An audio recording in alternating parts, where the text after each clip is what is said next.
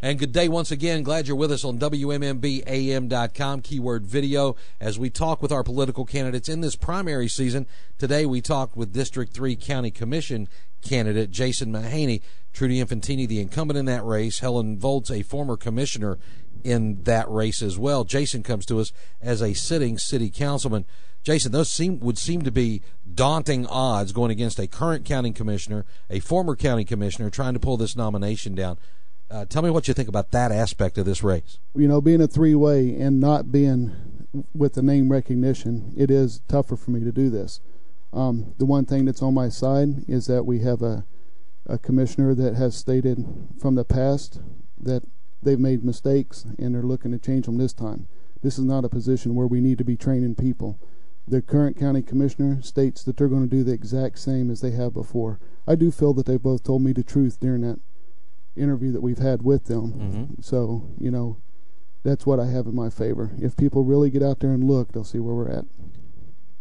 I get a sense from most of my audience that they are not unhappy with Trudy Infantini, that she, in fact, is a champion of much of this audience for the fiscal stance she's taken on the commission. How do you battle that coming into this?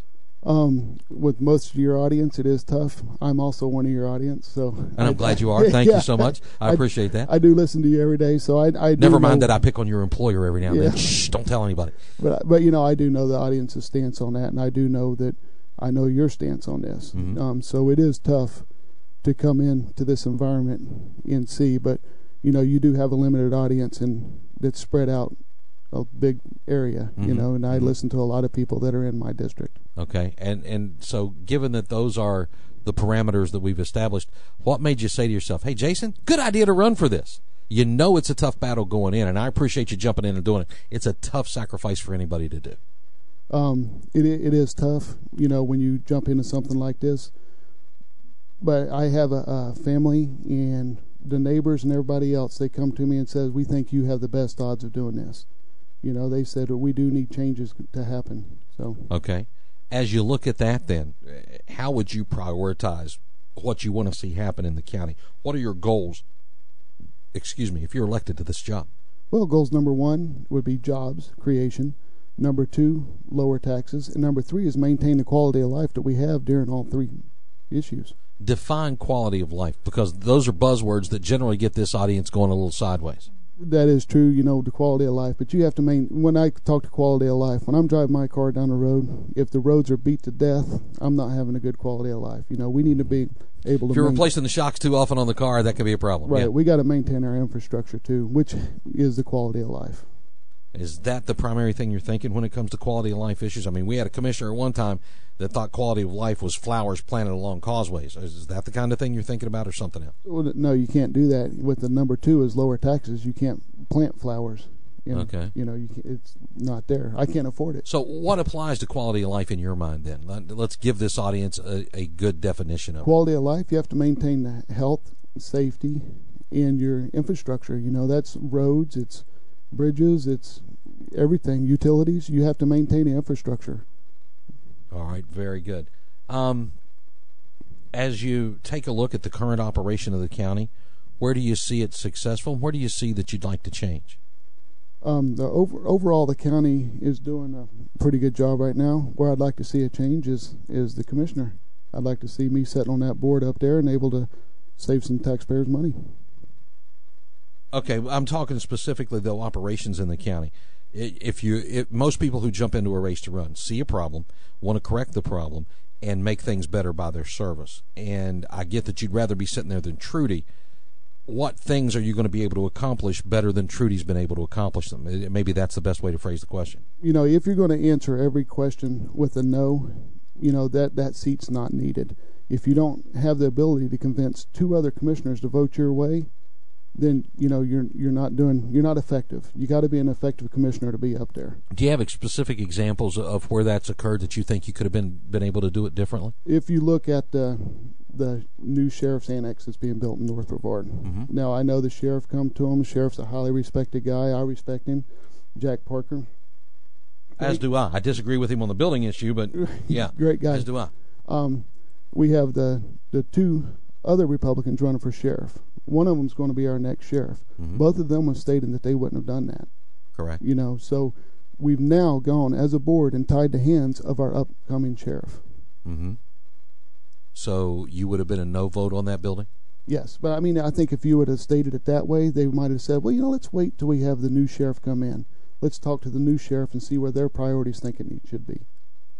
While we're talking building issues, then, let's take you to our Supervisor of Elections and our tax collector, who had also at the same time been lobbying for a building that would have cost, say, $1.5 million, maybe $2 million over on Sarno Road, which would have been near the current government complex.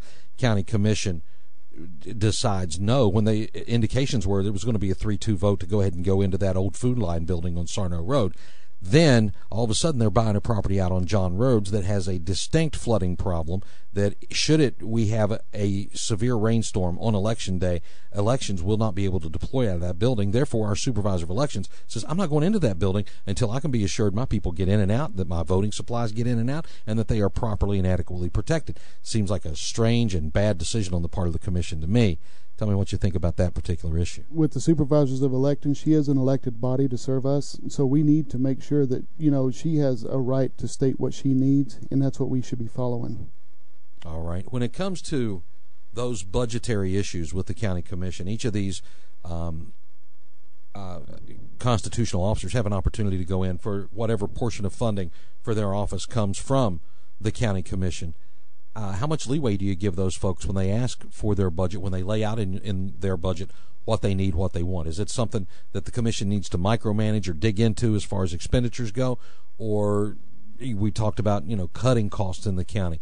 How do you do that in relationship with the constitutional officers that are there? Well, you got to work hand in hand with those officers. You have to make sure that, that they understand where you're at, and they're going to want to work with you. So you have to get in there hand in hand with them. You don't challenge them in every issue. You don't, there was issues with the Sheriff's Department in District 3 seat during the last year's negotiating. So, I mean, it's okay to talk with them, but don't challenge them out in front of everybody, but meet with them, and go over the budget with them. All right. Let's talk about jobs and economic development. It's a top issue for anybody that's running for office in this particular election cycle. What do you see as the role of the county in developing jobs? And let's tie in the economic development zones and the EDC as we talk about this. The economic development zones, where they are a good thing. They do work as long as they're managed. Now, the one in North Brevard, each commissioner is going to place somebody on that board to regulate it. So each commissioner is going to be held liable for the decisions that person's making. So when it comes to jobs, I do believe in tax abatements. I've stated that many times on your show. Mm-hmm. I do not believe in giving cash incentives, though. We shouldn't be asking. So no money up front, but you'll give them a break on the tax rate. Do there need to be benchmark goals for these companies? Do they have to hire so many people? Do they have to, get construction started and completed in a certain amount of time?